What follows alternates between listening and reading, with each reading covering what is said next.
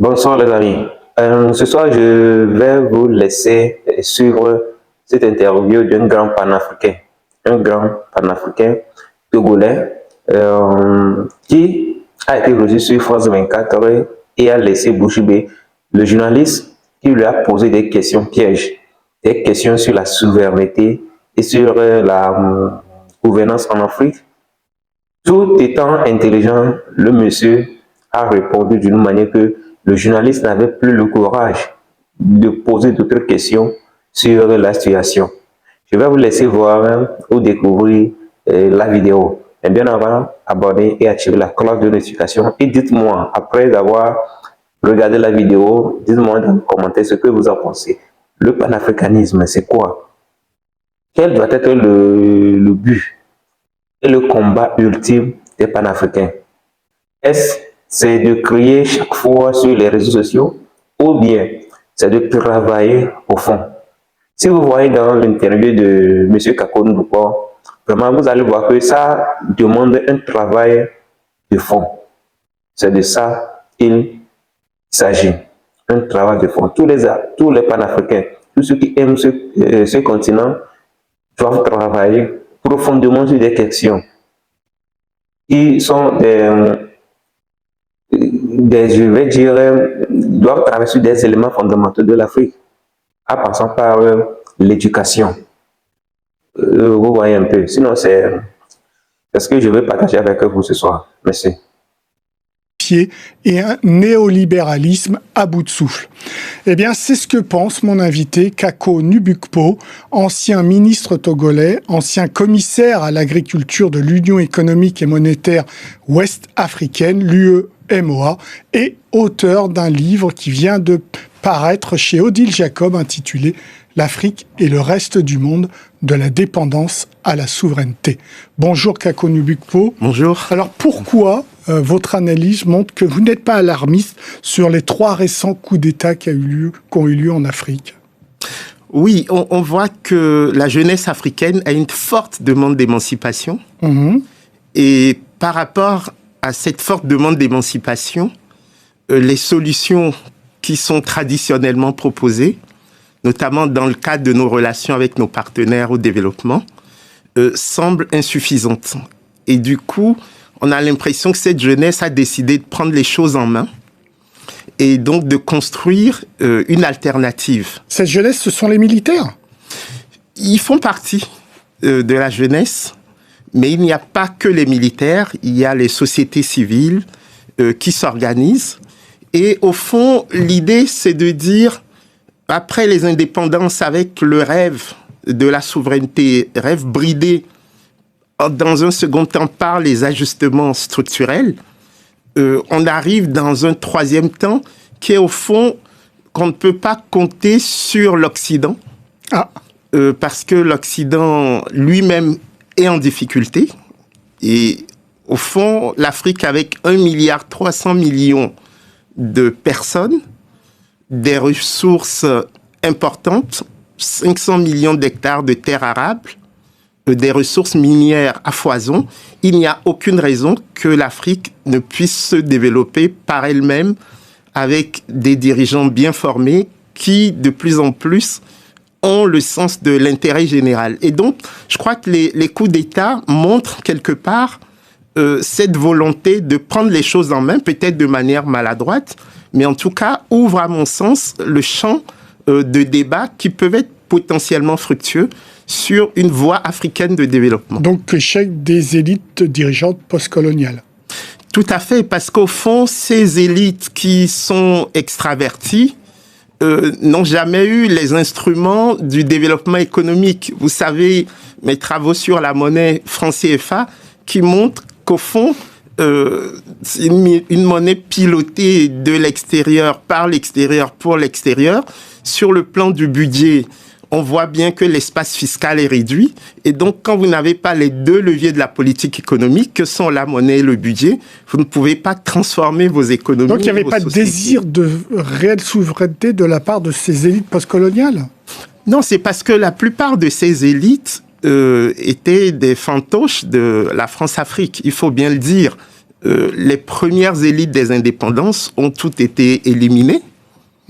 Et ensuite, nous avons eu des chefs d'État qui ont joué le jeu de l'extraversion et donc sont restés dans ce que j'appelle un diptyque mortifère, c'est-à-dire un néolibéralisme qui n'est absolument pas la bonne voie pour nous. Qui n'était pas seulement imposé par la France, mais par les institutions internationales financières. Tout à fait. Mais également un extractivisme qui consistait au fond à exporter sans transformation sur place nos matières premières.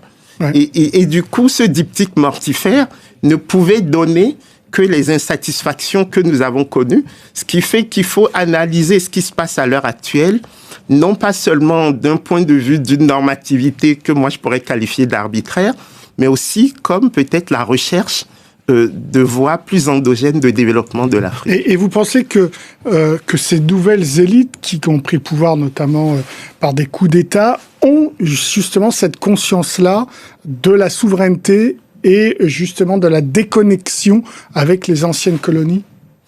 Oui, ces élites ont cette conscience. La difficulté, c'est comment articuler la légitimité et la légalité. Ce n'est absolument pas simple. Mais il y a aussi un autre élément, c'est que j'observe que nous, les élites, puisque je fais partie de ces élites, nous sommes pris en fait entre deux injonctions. Une injonction externe qui consiste au fond à nous demander de nous positionner, puisqu'il y a le retour des blocs. Est-ce que nous sommes dans le bloc occidental ou est-ce que nous appartenons à ce qu'on appelle aujourd'hui le Sud global, et une injonction interne de la part de nos jeunes qui sont en forte demande d'éducation, d'emploi. Et au fond, ça nous oblige à construire rapidement ce que moi j'appelle des voies d'une prospérité partagée. Donc vous répondez aux deux questions. Vous appartenez à quel bloc alors, l'Afrique? Non, je crois que l'Afrique doit, un peu comme la conférence de Bandung en 1955, et c'est comme ça que je commence l'ouvrage, l'Afrique doit assumer son non-alignement, mais pas simplement dans une posture un peu négative, mais dans l'idée qu'elle doit construire par elle-même les ressorts de son développement. Et donc, l'économiste égyptien Samir Amin parlait de déconnexion en disant très bien que ce n'était pas de l'autarcie, mais le fait de reconnaître que face à une mondialisation inégale, nous avons le droit de nous protéger et d'avoir des politiques publiques beaucoup plus ambitieuses qui créent aussi une forme de ce que j'appellerais d'égalité que nous n'avons pas toujours eu. L'Afrique est le continent le plus inégalitaire au monde. Et donc, c'est important d'avoir la croissance, mais mieux répartie, et d'avoir en tête le fait que nous sommes le deuxième poumon de la planète. Et ce nouveau colonialisme économique porté soit par la Chine, soit par la Russie, vous y avez répondu aussi ? Oui, vous savez, c'est ce qu'on appelle un peu l'impérialisme libre-échangiste.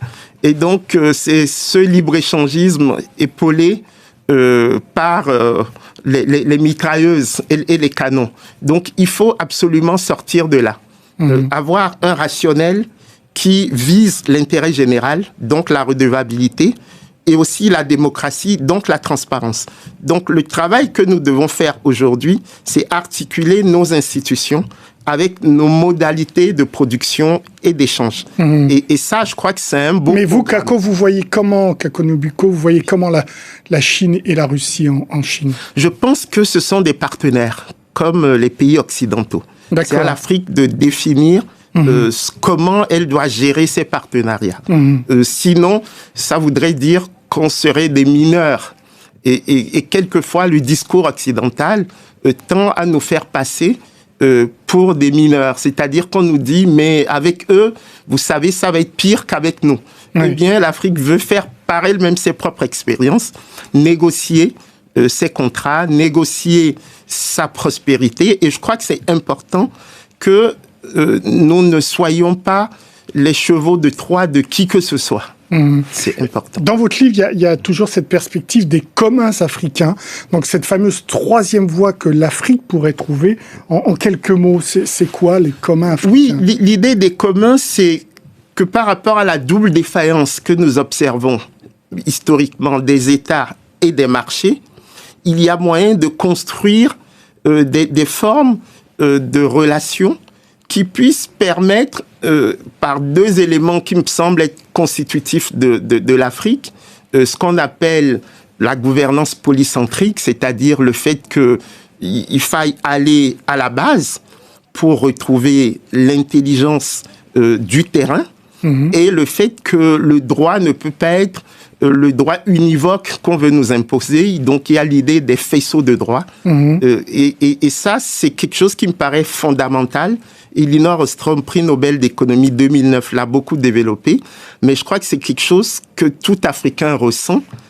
Cet impératif de solidarité, de co-construction, de partage et de préservation des écosystèmes naturels. Tout ce que le capitalisme occidental a détruit ces 3 derniers siècles. Ouais. Donc les communs sont les forêts, les cours d'eau, etc., que les Africains voudraient se partager.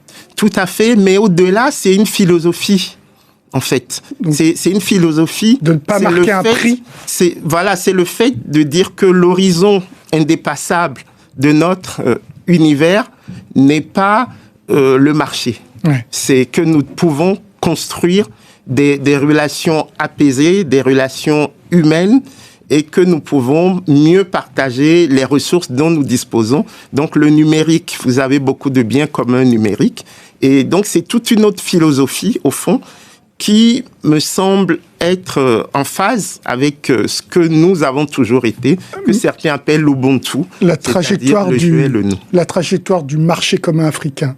Bonne ou pas bonne? Ou c'est la trajectoire d'un marché unique quand même? Oui, il faut éviter le biais économiciste. Ouais. C'est-à-dire que l'économie ne peut pas résoudre nos problèmes. Il faut d'abord partir d'une vision partagée et ensuite l'économie peut être un outil parmi d'autres pour nous permettre d'atteindre nos objectifs. Mais donc l'idée de la zone de libre-échange continentale africaine, comme j'ai déjà eu à le dire, ce n'est pas une mauvaise idée, mais derrière le marché, il y a beaucoup d'institutions. C'est d'ailleurs pour ça que Acemoglu, Johnson et Robinson ont eu le prix Nobel d'économie cette année. Pour dire qu'il y a du politique derrière les marchés. Merci beaucoup, Kako Nubukpo.